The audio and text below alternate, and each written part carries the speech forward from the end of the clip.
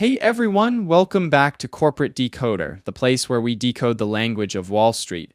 Today, we are diving deep into a report that will give us a glimpse into the inner workings of benchmark electronics. Think of it as trying to understand what your tech-savvy grandpa is doing. It can get a little complicated, but we are here to make sense of it all. Benchmark Electronics, a company you may not hear about every day, is a key player in manufacturing. They build the tech that goes into all sorts of things, from medical devices to aerospace equipment. In simple terms, they are the behind-the-scenes experts who make sure that other companies' high-tech dreams become a reality. We will be looking into their recent amendment to their annual report and find out what changed, what it means, and why investors should care. Let's start with what this filing actually is. It is not a brand new report, but a correction. Think of it as a typo, but on a document with thousands of pages. They had to refile to fix an incorrect date on the auditor's report. While not a big deal, it is a reminder that even big companies have to double-check their work. Now, the heart of any annual report is the financial statements. It is the place where we check all the financial numbers of the company. Instead of going through every cent, we are going to focus on the big picture to see how the company performed. First, let's take a look at Benchmark's balance sheet. Think of this as a report card that shows what the company owns and owes. As of the end of 2024, they have about $2.1 billion in assets. That is everything that the company owns, including cash, equipment, and buildings. They have about $649 million in current liabilities, which are debts due within a year, like bills and short-term debts.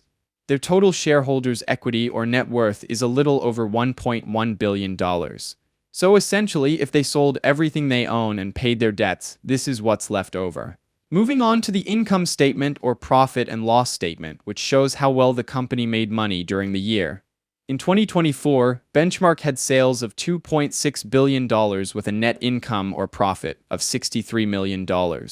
Looking back a bit, sales were actually higher in 2023 at $2.8 billion. So it shows that sales fell a bit, but the company is still profitable. A key number for investors is earnings per share, or EPS. It shows how much profit the company makes for each share of stock. Benchmark's basic EPS was $1.76 in 2024, which is down from $1.81 in 2023.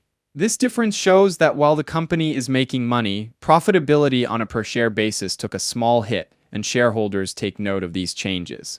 The cash flow statement is also very important since it outlines where Benchmark's cash came from and where it went. In 2024, operating activities, which are the daily tasks of the business, provided over $189 million in cash. That is a lot of money from just doing what they are supposed to do. On the other hand, financing activities like taking out loans and paying dividends used up $109 million. At the end of the year, their cash pile actually increased by about $44 million, so they are sitting on a decent chunk of change. Okay, let's switch gears a bit and talk about something called goodwill and other intangible assets. Intangible assets include things like customer relationships, trade names, licenses, and other things that the company owns but can't touch. Benchmark has a total goodwill of $192 million. Goodwill often comes up when one company buys another, and it represents the value that is difficult to count. Let's talk about Benchmark's debts. Like many big companies, Benchmark has some long-term debt. At the end of 2024, their total long-term debt, after subtracting some current payments due, was around $250 million.